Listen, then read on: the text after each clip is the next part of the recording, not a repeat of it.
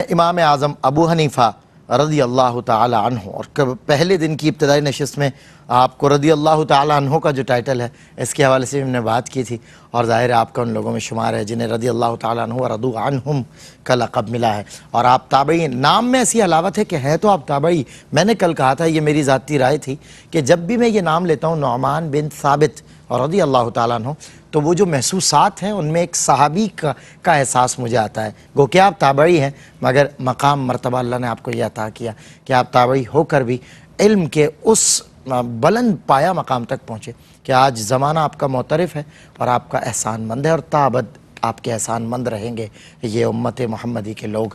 میں علامہ مفتی خرم اقبال رحمانی صاحب آپ کو زحمت دوں گا۔ میں نے کہا تھا بریک سے قبل، تدوین فقہ سے کیا مراد، اس کی وضاحت اور تعریف آپ فرمائیں۔ بسم اللہ الرحمن الرحیم والصلاة والسلام علی رسول کریم۔ امام اعظم ابو حنیفہ رضی اللہ تعالی عنہ کے زمانے کی جو خاص بات، وہ تدوین فقہ ہی خاص طور پہ اس کو لیا جاتا ہے۔ تو تدوین فقہ کو سمجھنے کے لیے اگر پہلے کے کچھ حالات جانیں گے تو پھر ہمیں امام اعظم کے کام کی کچھ سمجھ میں آ سکے گی۔ صحیح۔ حضور علیہ الصلوۃ والسلام کا جو زمانہ مبارکہ، یہ نزول وحی کا زمانہ ہے۔ صحیح۔ اور آپ صلی اللہ تعالیٰ علیہ وسلم اپنے اصحاب کو قرآن بھی عطا فرما رہے ہیں اور اپنی سنت بھی عطا فرما رہے ہیں۔ صحیح۔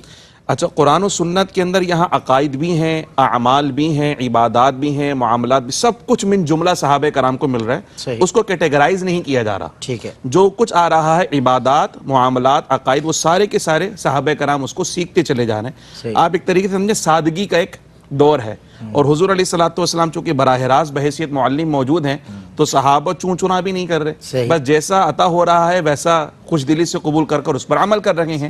کہیں عمل میں دقت آ رہی تو حضور کی سنت وہاں پہ بطور ہدایت اور رہنمائی کے لیے وہاں پر موجود ہے۔ صحیح۔ حضور نے جو صحابہ کی جماعت تیار کی، جیسے کہ حضرت نے بھی ارشاد فرمایا اور ہمارے علماء اس پہ کلام کرتے رہے، وہ صحابہ کرام اس نور کو مستقل پھیلاتے رہے، جس میں آپ نے کوفہ کی بات سنی کہ یہاں پہ حضرت عبداللہ بن مسعود خاص طور پر رضی اللہ تعالیٰ عنہ موجود تھے۔ اسی طرح مدینہ منورہ میں حضرت عبداللہ بن عمر ہیں، حضرت ام المؤمنین سیدہ عائشہ صدیقہ رضی اللہ تعالیٰ عنہ، ان کے خاص حلقہ دروس ہیں، ایک عرصے تک وہ علم کی روشنی پھیلاتے رہے۔ مکہ مکرمہ میں حضرت عبداللہ بن عباس رضی اللہ تعالیٰ عنہ، ان کی خاص مجلس اور کیفیت ہے۔ یہ تمام صحابہ کرام وہ علم جو حضور علیہ الصلوۃ والسلام سے حاصل کیا، اس نور کو آگے لوگوں تک منتقل کرنے کے اندر مشغول ہیں۔ اب یہ علم پھیل تو رہا ہے، لیکن اس کے پھیلنے کے اندر اب کیٹیگرائزیشن آ رہی ہے، یعنی حضور کے زمانے میں وہ کیٹیگرائزیشن ہمیں نظر نہیں آ رہی تھی، اور سادگی کا دور سب لے رہے تھے اور ویسے ہی عمل کرتے چلے جا رہے ہیں۔ بعد کا زمانہ چونکہ ارتقاء کا زمانہ ہے، یہ ارتقاء کا زمانہ ہے، تو ارتقاء کے زمانے میں چیزیں اب جو ہے وہ جسٹیفائی بھی ہو رہی ہیں اور اسپیسیفیکیشن بھی آتی جا رہی ہے۔ آپ یوں سمجھیں کہ حضور علیہ الصلوۃ والسلام نے وہ جو علم کے موتی صحابہ کو عطا فرمائے تھے، وہ علم کے موتی بکھرے ہوئے تھے، ان بکھرے ہوئے موتی کو ایک خوبصورت مالا میں پرونا، یہ تدوین فقہ کہلاتا ہے۔ واہ واہ۔ تو امام الائمہ حضرت امام اعظم ابو حنیفہ رضی اللہ تعالیٰ عنہ کے سر پر ہے کہ آپ سے پہلے بھی یعنی احکامات اور عبادات کے معاملات لوگ کرتے ہی تھے، قرآن و سنت سے استنباط کیے ہی کرتے تھے، مگر کچھ خاص اصول وضع نہیں ہوئے تھے۔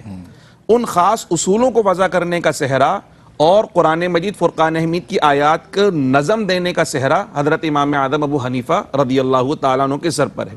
اسی طرح دلائل کی تقسیم کہ کون سا حکم کس طریقے سے حاصل ہو رہا ہے، جس کو ادلہ اربعہ بھی کہتے ہیں، اشارت النص ہے، عبارت النص ہے، دلالت النص، اقتداء النص، کہ کون سا حکم کس آیت مبارکہ سے کس کیفیت میں اخذ کیا جا رہا ہے، اور پھر اس دلیل کی پاور کتنی ہے، کس دلیل سے فرض ثابت ہوگا، کس سے واجب ثابت ہوگا، کس سے سنت اور مستحب ثابت ہوگا۔